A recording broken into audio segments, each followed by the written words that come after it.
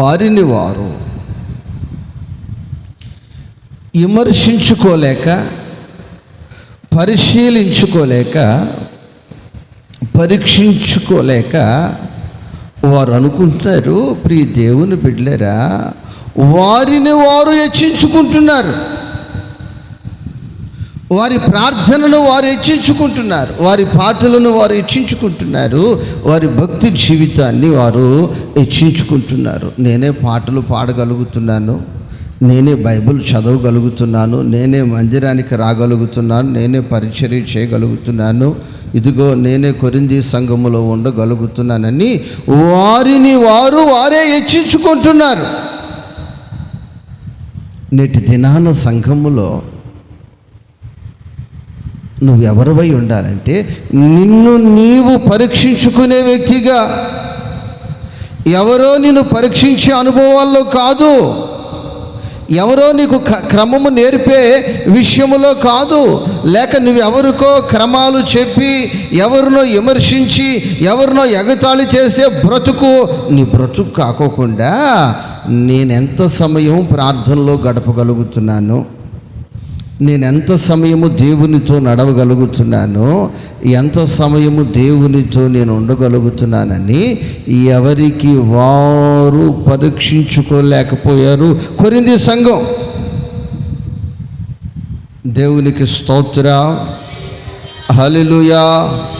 కాబట్టి ప్రియ దేవుని బిడ్డలారా, అందుకే ఆ సంఘమును గురించి బైబిల్ చెప్తుంది, దేవుడు ఆ సంఘమును శిక్ష వేయుచున్నాడు. ఏం చేస్తున్నాడు మా సంఘానికి?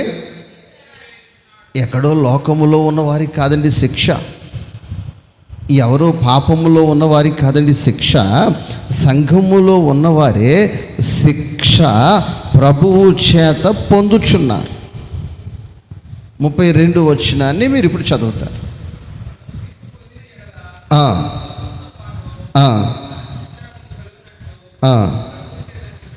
ప్రభువు చేత శిక్షించబడుచున్నాం. నా ప్రియ దేవుని బిడ్డలారా, ఈ పరిస్థితి ఈ సంఘమునకు ఎందుకు వచ్చింది అంటే, ఈ సంఘములో ఉన్న వ్యక్తి స్వభావం ఏమిటంటే, చర్చికి వచ్చేవారిని, పరిచర్య చేసేవారిని, ప్రార్థన చేసేవారిని, పాట పాడేవారిని విమర్శించే ఆత్మ ఇది. ఏ ఆత్మ? ఏ ఆత్మ? విమర్శించే ఆత్మ, నెపములు చూసే ఆత్మ, వారిని గాయపరిచే ఆత్మ, వారికి ఇక్కడే తీర్పు తీర్చేసే ఆత్మ, వారిని గాయపరిచే ఆత్మ. దేవునికి స్తోత్రం. వాళ్ళ పిల్లల క్రమం లేదు, ఏళ్ళ పిల్లల క్రమం లేదని చెప్పుకుంటూ నీ బ్రతుకు పోవటమేనా? నీ బిడ్డను నీవు క్రమ పద్ధతిలో నడిపించుకోవాలన్న ఆశ నీకు ఒక్కరోజైనా కలిగిందా అని బైబిల్ నిన్ను అడుగుతుంది. దేవునికి స్తోత్రం, హల్లెలూయా. వారు అలా ఉన్నారు, వీళ్ళు ఎలా ఉన్నారు, వాళ్ళు అలా ఉన్నారని అంటూ నీ బ్రతుకు కొనసాగటమేనా? అసలు నీ క్యారెక్టర్ ఎలా ఉంది, నీ బుద్ధి ఎలా ఉంది, నీ చూపు ఎలా ఉంది, నీ బ్రతుకు ఎలా ఉంది అని నీకు నీవుగా దేవుని ఎదుట నిలిచి నిన్ను నీవు పరీక్షించుకునే అనుభవాలలో నీవున్నావా? దేవునికి స్తోత్రం. ఆ శిక్ష నుంచి నిన్ను నీవు తప్పించుకోవాలంటే ఇక్కడ రాయబడి ఉన్నమాట, మనలను మనమే. 34, 31 ఒకసారి చదవండి ఆ వచనాన్ని. అయితే మనలను మనమే విమర్శించుకొనిన ఎడల తీర్పు పొందకపోదుము. దేవునికి స్తోత్రం. కాబట్టి ఈ రాత్రి నా దేవుని వాక్యము నీతో చెప్తూ ఉన్నమాట ఏమిటంటే, ఇంతవరకు ఎవరో వాళ్ళు అలా ఉన్నారు, ఎవరో వాళ్ళు ఎలా ఉన్నారు అంటూ నువ్వు బ్రతికావు. నీ జీవితం కొనసాగింది, నీ బ్రతుకు కొనసాగింది, టైం చాలా వేస్ట్ అయిపోయింది. కానీ నా దేవుని వాక్యము ఇప్పుడు చెప్తున్న మాట, నిన్ను నీవు మనము ఏం చేసుకోవాలి? పరీక్షించుకోవాలి. మన పాటలు ప్రభు వింటున్నాడా? మన ప్రార్థన ప్రభు ఆలకిస్తున్నాడా? మన భక్తిని ప్రభు యాక్సెప్ట్ చేస్తున్నాడు? ఏ సమయానికి ఆరాధన ప్రారంభిస్తున్నారు?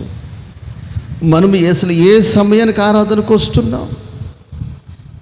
దేవునికి స్తోత్రం. 9:10 రావాల్సిన ట్రైను ఆలస్యముగా నడుస్తున్నందున మీ ప్రయాణ అసౌకర్యానికి మేము చింతించుచున్నాము. దేవునికి స్తోత్రం. మన రైల్వే స్టేషన్కి వెళ్ళేసరికి నేను అసలు బెదిరిపోయా. దేవునికి స్తోత్రం. నీ బ్రతుకులో ఎప్పుడైనా సరే నేను ప్రారంభ ప్రార్థనకి రావలసిన వ్యక్తినే కదా, నేను ఎంత ఆలస్యంగా రావటానికి కారణం ఏమిటి? నా బ్రతుకు మారదా? నాకు మారు మనస్సు రాదా? నా బుద్ధి మారదా? నా స్వభావం మారదా? నా ఆలోచన మారదా? నా బ్రతుకు మారదా అని నీకు నువ్వెప్పుడైనా అలాంటి ఆలోచనలు నీకు వస్తాయంటే రావు. ఇక వచ్చిన తర్వాత వాళ్ళు అలాగా, వీళ్ళలాగా, వీళ్ళలాగా, వాళ్ళలాగా. దేవునికి స్తోత్రం. ఆఖరిగా ఎలాగా? ఆఖరి మాట ఏంటంటే, ఆఖరి మాట ఫైనల్ చెప్పేమంటారా?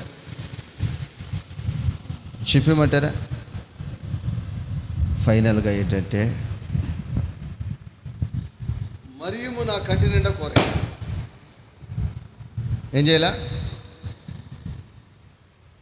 ఎందుకు మరియము ఎందుకు వేయలేదంటే, ఆ మనిషి కడుపుకు సరిపడనే వేసాను నేను. దేనికి సరిపడేసాను? కడుపుకి. ఇక్కడ వ్యత్యాసం నేనేంటని చూస్తే, ఆ మనిషిది కన్ను పెద్దది, కడుపు చిన్నది. మర్మం మీకు అర్థమైందా? ఏంటి చెప్పండి? కన్ను పెద్దది, కడుపు చిన్నది. కంటికేమో అంత తినాలని ఆశ ఉంటుంది, కానీ ఈ మనిషి వేయదు, ఆ మనిషి తినలేదు, కాబట్టి ఆ కడుపు ఎంతుందో అంతే వేస్తుంది. దేవునికి స్తోత్రం. హల్లెలూయా. నా ప్రియ దేవుని బిడ్డలారా, మనము ఆ వాక్యాన్ని మరొకసారి మనం చదువుతాం.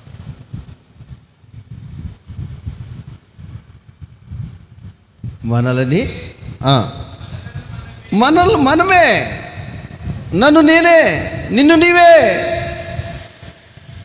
ఒక్కసారి మనము చెక్ చేసుకుందాం. దేవునికి స్తోత్రం. ఒక్కసారి మనం చెక్ చేసుకుందాం.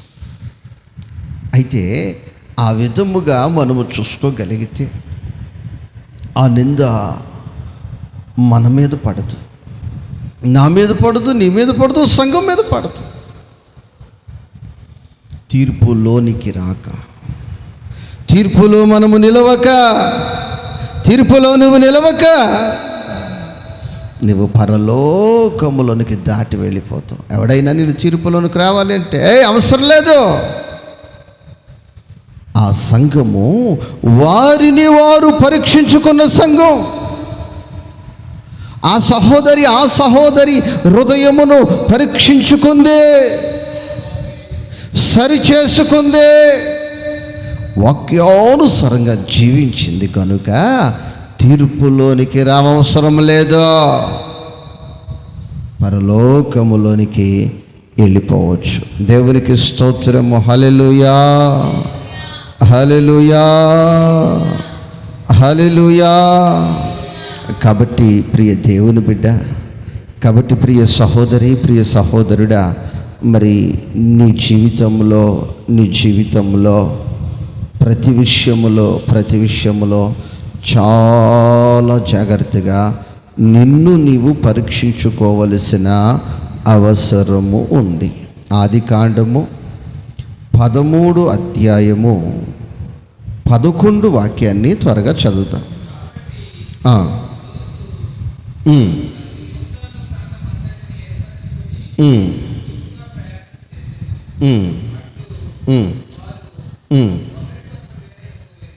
చాలన్నా.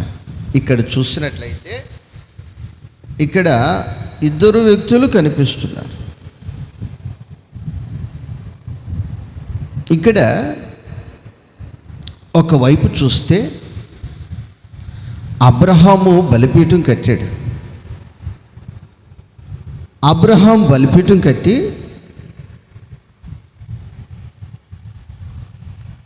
అక్కడ బలులు అర్పిస్తున్నాడు, ప్రార్థన చేస్తూ ఉన్నాడు, ప్రభువుని స్తుతిస్తూ ఉన్నాడు, ప్రభువుని మహిమపరుస్తూ ఉన్నాడు. అబ్రహాము గురించి బైబిల్లో నేను చదివింది తెలుసుకున్నది ఏంటంటే, అబ్రహాము దేవునికి స్నేహితునిగా ఉన్నాడు. ఎలా అయిపోయాడమ్మా?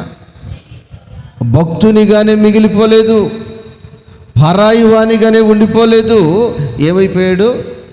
స్నేహితుడు అయిపోయాడు. దేవునికి స్తోత్రం. నా ప్రియ దేవుని బిడ్డలారా,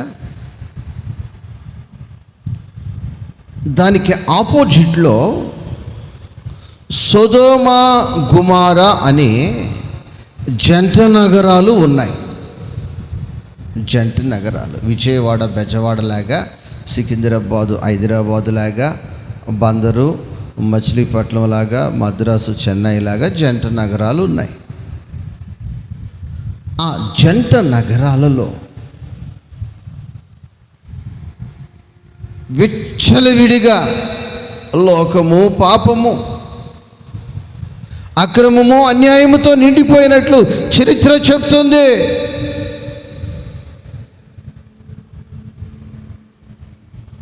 అయితే లోతు ఈ రెండిటికి సెంటర్ పాయింట్లో ఉన్నాడు. ఇటు చూస్తే ఎప్పుడు ప్రార్థన ప్రార్థన ప్రార్థన ప్రార్థన. ఏ ప్రార్థన? ఎప్పుడూ ప్రార్థనే,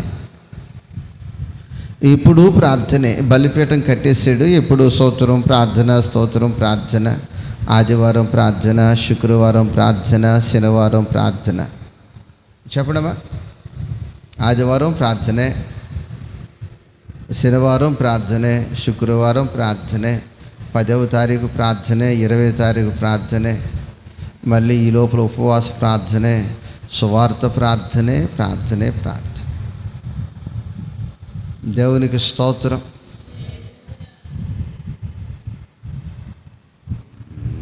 లోతు పరిస్థితి ఎలా అయిపోయిందంటే, ఇక చేసి చేసి తిని తిని ఇక మొహం కొట్టినట్టు అయిపోయింది. దేవుని స్తోత్రం. ఇప్పుడు లోతులో పుట్టిన ఆశ ఏమిటంటే, ఆలోచన ఏమిటంటే, ఆ జంట నగరాల వైపు చూశాడు, ఆ లోకము వైపు చూశాడు, ఆ నవనాగరికత వైపు చూశాడు, ఆ శరీరాశల వైపు చూశాడు, ఆ నేత్రాశల వైపు చూశాడు. చూసి బలిపీఠానికి నేను దూరం అవ్వాలి, సొదొమ గుమొర్రాలకు నేను దగ్గర అవ్వాలి. దేవునికి స్తోత్రం. ఇక్కడికైతే ఎప్పుడు స్తోత్రము, ప్రార్థన, ఉపవాస ప్రార్థన. దేవునికి స్తోత్రం.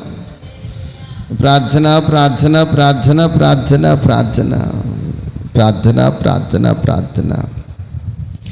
అన్నపానములు మరచి నీతో గడుపుట పరలోక అనుభవమే. ఉన్నత భాగ్యమే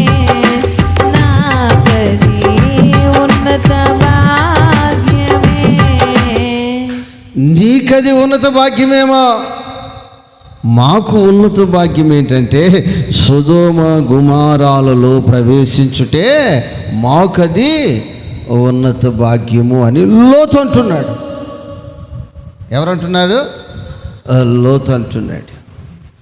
నా ప్రియ దేవుని బిడ్డలారా, దినదినము లోతు హృదయముల ఆశలు పుడుతున్నాయి. ఏం ఆశలంటే, ఇదిగో నేను సొదొమ గుమారాలకు దగ్గర అవ్వాలి. ఎందుకంటే చూస్తూ ఉన్నాడు, ఇక్కడ పరిస్థితి చూస్తూ ఉన్నాడు. ఇక్కడే ఇప్పుడు స్తోత్రం ప్రార్థన జాగ్రత్త, నరకము పరలోకం ఇదే. అక్కడ చూసినట్లయితే అక్కడ చాలా సంతోషం ఉంది, చాలా ఆనందం ఉంది, చాలా ఉత్సాహం ఉంది, చాలా లోకాశలు శరీరాశలు. అబ్బో, అక్కడ పరిస్థితులే వేరుగా ఉన్నాయి. దేవునికి స్తోత్రం.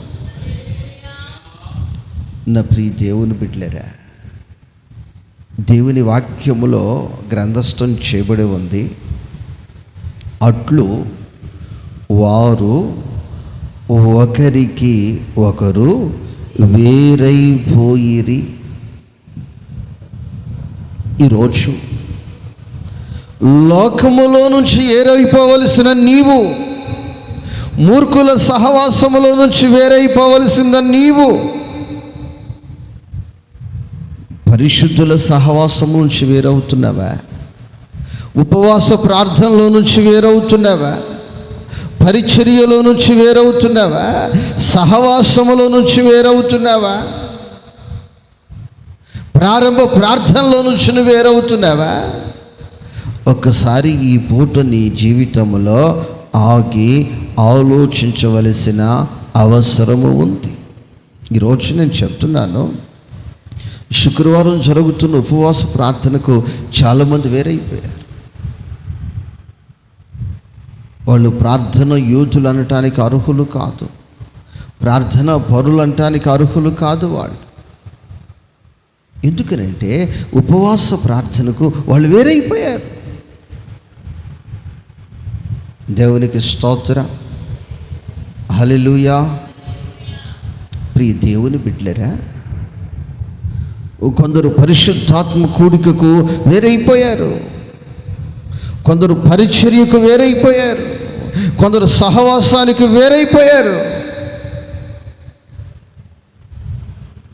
ఏంటి వీళ్ళు వేరైపోయారు అని చూసినట్లయితే వాళ్ళు లోకానికి సమీపస్తులైపోయారు, లోకానికి దగ్గరైపోయారు, లోక ఆశలలో నిమగ్నమైపోయారు, లోకములో కలిసిపోయారు. నా ప్రియ దేవుని బిడ్డలారా, ఆ చరిత్ర చదువుతూ వెళితే ఇక్కడ తల్లి తండ్రి బిడ్డలు కలిసి ఉండాలి, కలిసి ఉండవలసిన కుటుంబం. పిల్లలేమో యవనస్తులతో కలిసిపోయారు. లోతు ఆ గవిని దగ్గర ఉన్న వాళ్ళతో కలిసిపోయింది, భార్య ద్వారా కలిసిపోయింది. పాలల్లో నీళ్లు ఏ విధంగా కలిసిపోతాయో వాళ్ళు లోకములో కలిసిపోయారు, చెడు సహవాసములో కలిసిపోయారు, అన్ని ఆచారాలలో కలిసిపోయారు, నామకార్థపు అనుభవాల్లో కలిసిపోయారు, విగ్రహారాధికులతో కలిసిపోయారు.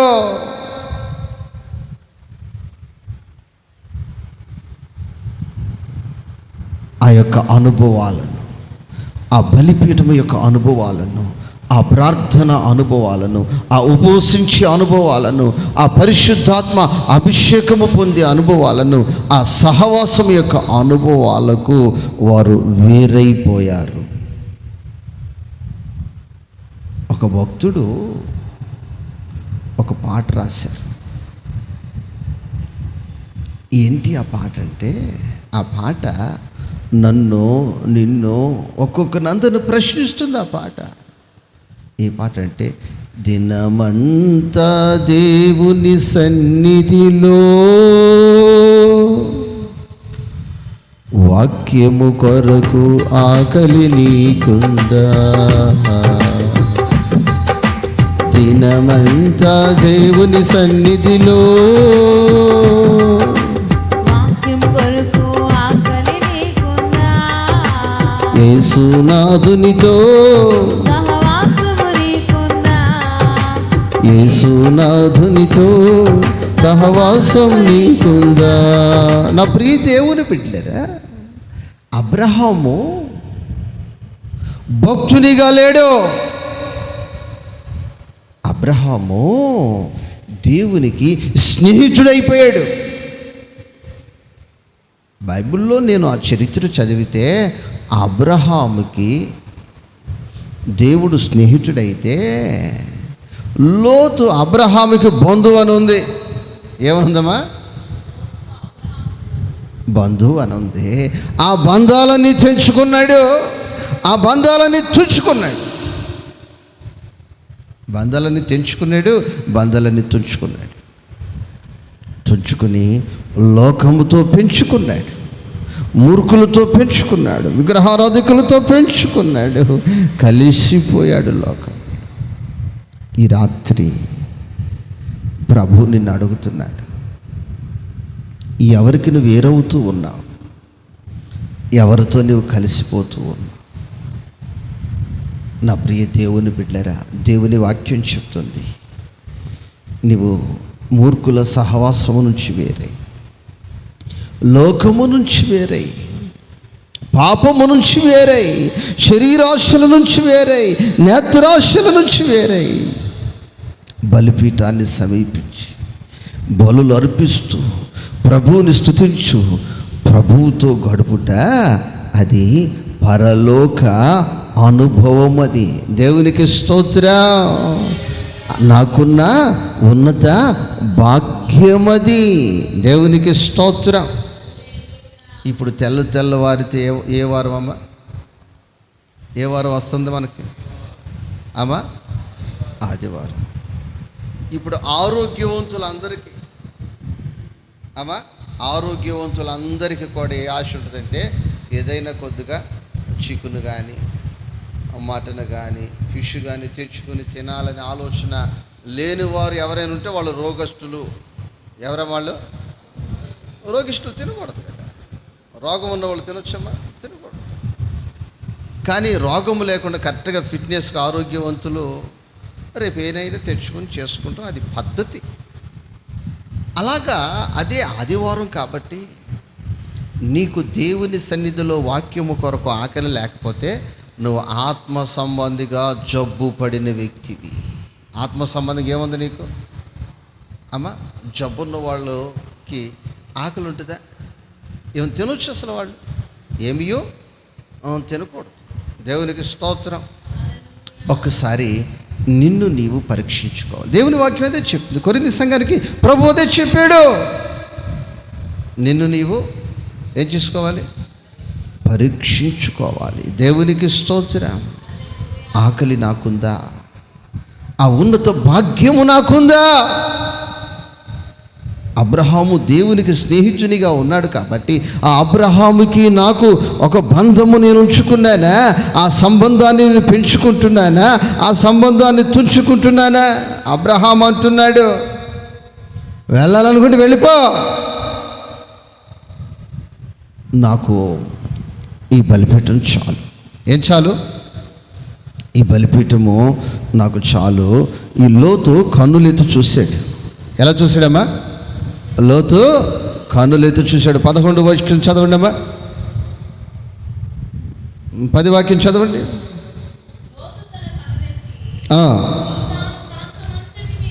అమ్మో, మొత్తం చూసేసాడు. లోకమంతా చూసాడు. లోకములో ఉన్నది జరిగేదంతా చూసేసాడు. మామూలుడు కాదు. మీరు ఇక్కడ ఉంటారు, మొత్తం చూసేస్తారు. ఇక్కడే ఉంటారా? మొత్తం చూసేస్తారు. అంతా చూసాడు.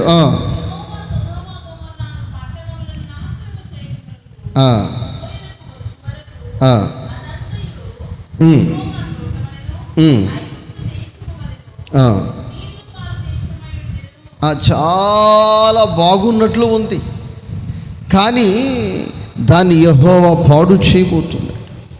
ఎందుకంటే అక్కడ పాపము విస్తరించిపోయింది, పాపము భయంకరముగా విచ్చలవిడైపోయింది. అక్కడ అద్దు లేకుండా అయిపోయింది. ఏమైపోయిందమ్మా? అద్దు లేదు, క్రమము లేదు, ఇది తప్పు అని చెప్పే పరిస్థితులు లేవు. తప్పు అని చెప్పే పరిస్థితులు లేవు. స్త్రీని మేము గౌరవిస్తాము అని చెప్పే వ్యక్తే ఆ స్త్రీ ఒక దిగంబరిగా నాట్యం చెయ్యి, నీకెంతైనా ఇస్తామో, మాకు అది ఆనందమో అని చేపిస్తూ ఉన్నారంటే అది తప్పు అని చెప్పే వ్యక్తులు లేరు అక్కడ. ఏంట్రా మా పండగ? ఏ పండగ? మా పండగ. అలాంటి పరిస్థితులు సొదొమతో నిండిపోయింది.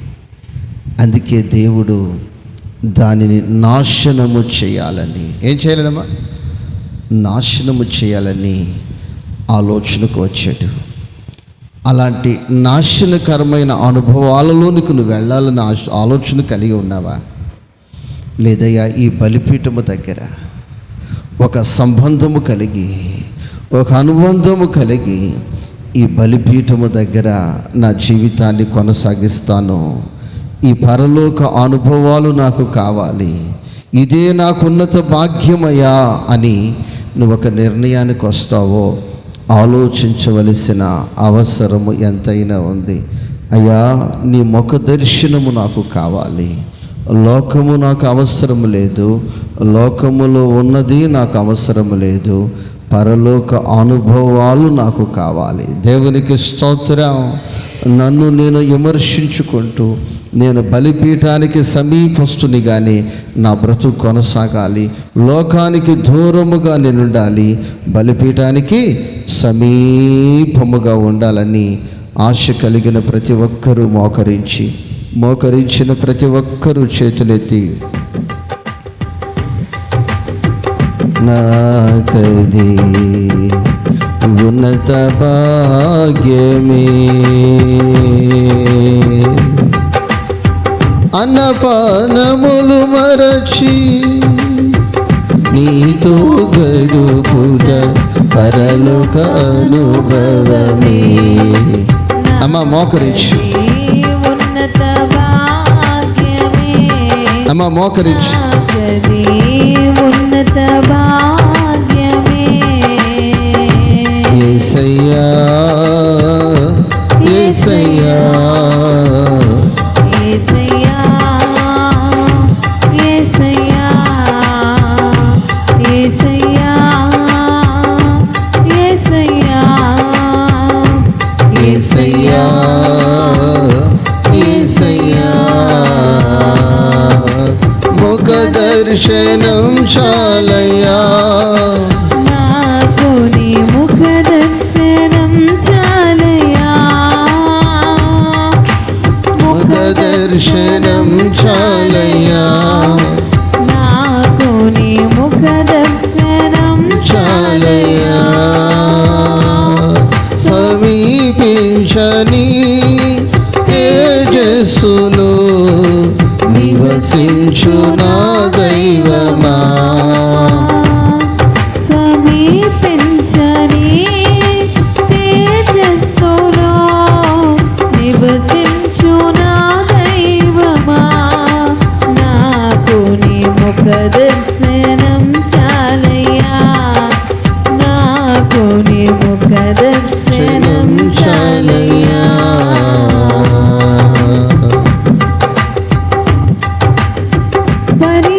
పరిశుద్ధపరచబడి పరిపూర్ణత నుండి మహిమలో చేరుటయే అది నా హృదయ వాంఛయ. ఆశ తప్ప ఏమి లేదయ్యా. హృదయ వాంఛయే. పరిశుద్ధపరచబడి పరిపూర్ణత నుండి మహిమలో చేరుటయే అది నా హృదయ హృదయ వాంఛయ, నా హృదయ వాంఛయ. హృదయవాంఛయే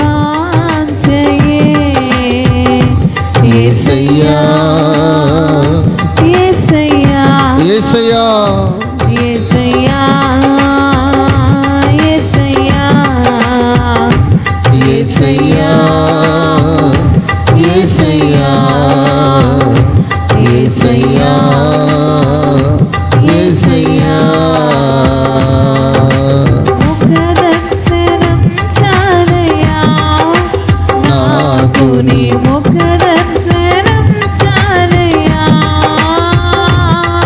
సమీపించని తేజస్సులో నివసించు నా దైవమా అయ్యా నాకు నీ ముఖదర్శనం చాలయ్యా నాకు నీ ముఖదర్శనం చాలయ్యా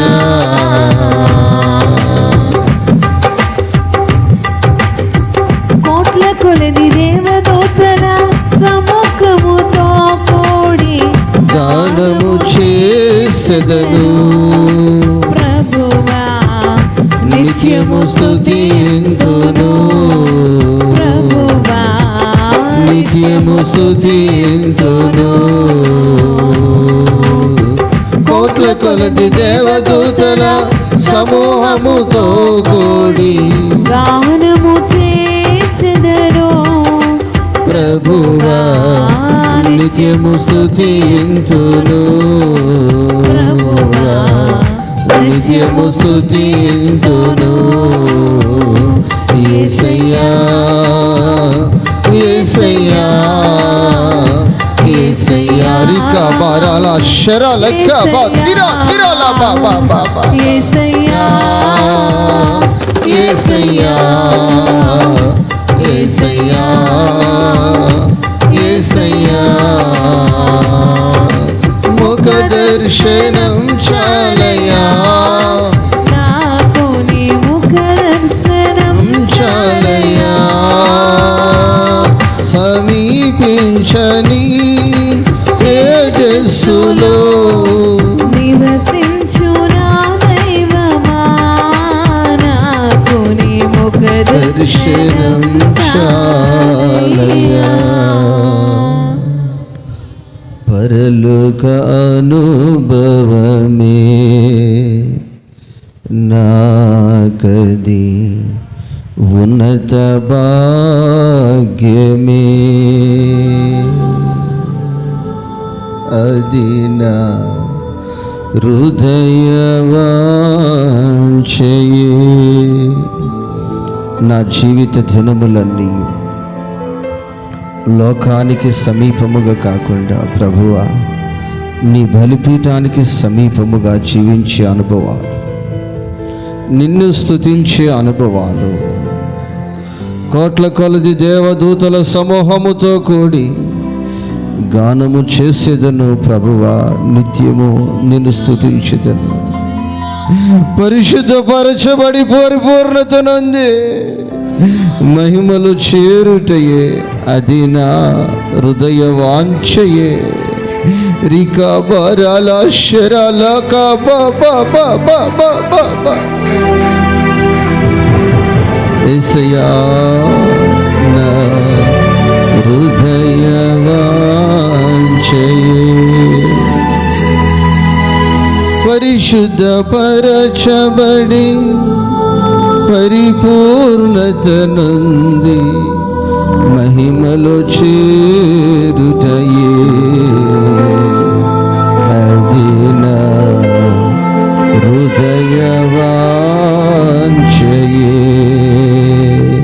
అది నా హృదయ వాంఛయే.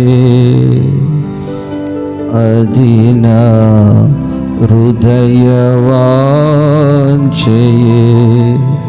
ప్రేమ నమ్మకము కలిగిన మా ప్రియ పరలోకపు తండ్రి, నీ ఘననామానికి స్తోత్రాలు చెల్లిస్తూ ఉన్నాం అయా. చెరి వచ్చిన ప్రతి ఒక్కరితో కూడా వివరముగా తేటగా సూటిగా మీరు మాట్లాడిన విధానమును బట్టి నీకు స్తోత్రాలు, నీ కృపకు స్తోత్రాలు చెల్లిస్తున్నాము. ప్రతి మాట మా బిడ్డల గుండెల్లో మీరు నీరు కట్టి ఫలింపు చేసి రేపటి దినమున తీర్పు దినము అయాలోనికి రాక దాటిపోవటానికి అనుభవాలు అయా మా బిడ్డలందరికీ మీరు అనుగ్రహించి కృప చూపమని అడుగుచున్నాం.